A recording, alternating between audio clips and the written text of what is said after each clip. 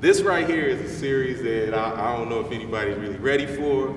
It's a series based on what misunderstandings and half-truths and beliefs that different people have pertaining to Islam, you know, that doesn't have anything to do with Islam.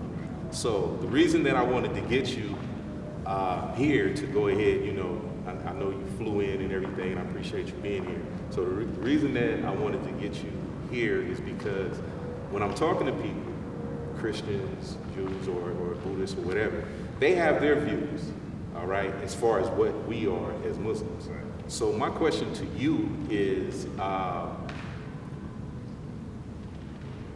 don't know if I should just jump right off into a topic, or if I should just go ahead, you know, and ask you, you know, what is your view as far as dealing with others, not necessarily cultures, but just others? Because when you think about black people, the majority of us, I think it's like 70 or 80% are Christian. Right. So when they're talking to us about what they have to say, how do you feel about that? Especially without, you know, creating an argument or not even necessarily a healthy debate, because that's what I find happens, you know, with the Muslims. So how do you deal with that? Well, for me, being African American and Muslim, that's kind of like, here in America, it's kind of like a double-edged sword, especially being Muslim and African American, and here in America. That's a double-edged sword, because one, you're African American, and the history of blacks in America, that has its own dichotomy within itself.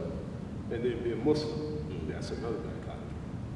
Because not only do you deal with a certain perception from Americans, you also deal with a stigma or a stereotype from your own people who are blacks, who come from the same experience that you come from.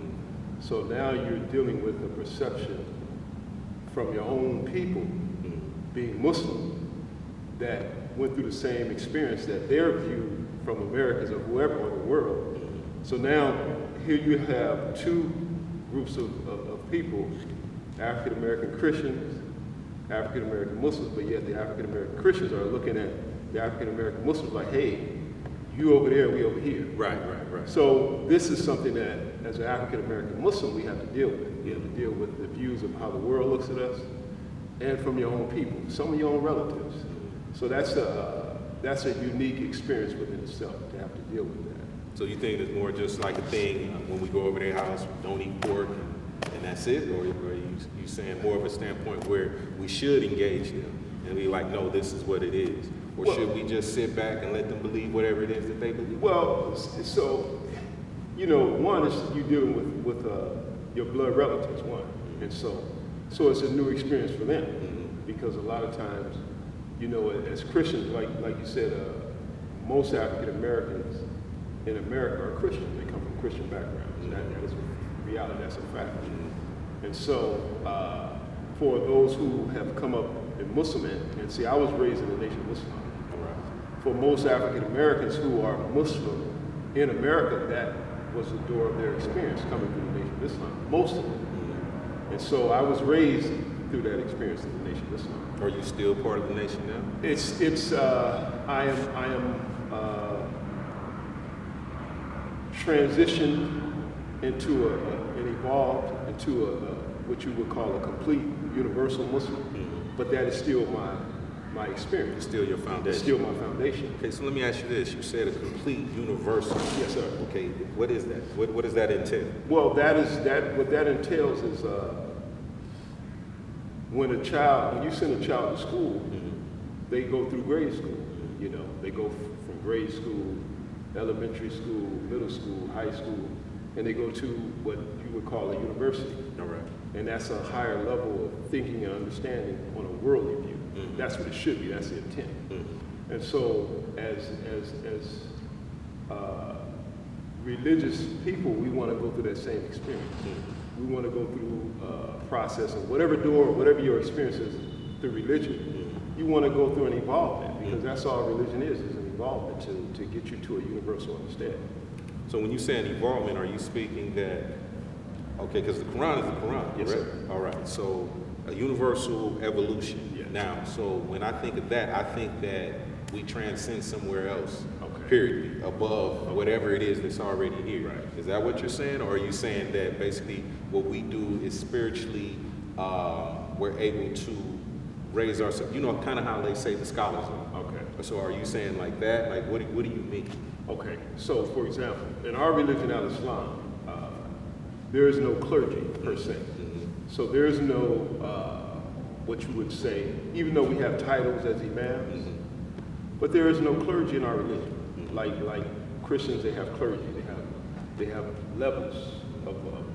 But in al-Islam, we don't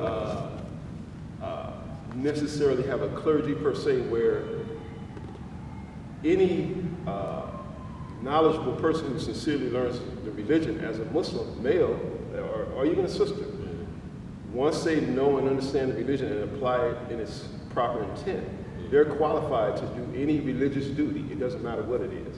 You don't necessarily have to have an imam do that.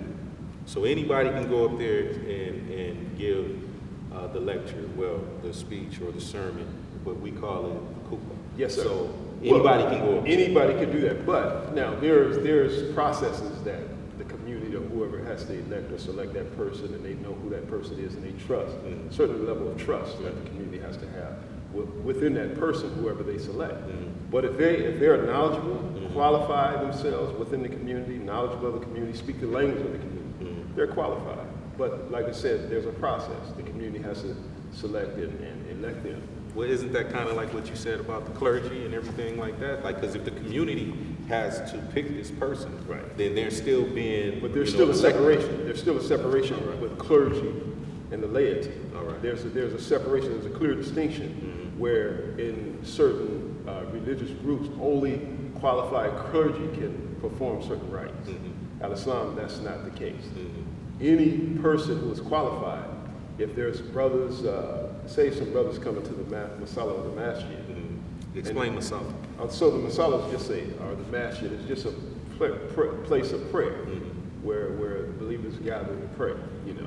And the masjid, explain that. Same, it's the same, really. It's just different. So is that like the Muslim church? Is that Yes, basically what it's it a is? Muslim church, a prayer area or All right. whatever. So if we took a room in this area and we designated it as a masala area, we could take a particular area. Someone has to take leadership All right. and lead the prayer. All right. We don't have to wait for an imam. All right. You see what I'm saying? You know, well, we can't pray. There's no imam around. Well, somebody who's more qualified, who knows more, and if it's 3 or 4 of you or whatever, say, hey, brother, you lead the prayer. I know you know more than I do or whatever. That's in our religion, that is required. So it's a consensus. It's a consensus. So that the other aspects of it doesn't matter as long as there's a consensus of brothers or sisters that can go ahead and elect somebody. Right, Because exactly. now it is an election. Right, it is an election. But, like I said, the person has to have knowledge of the religion. They have to have some knowledge, some basic knowledge or whatever. All right.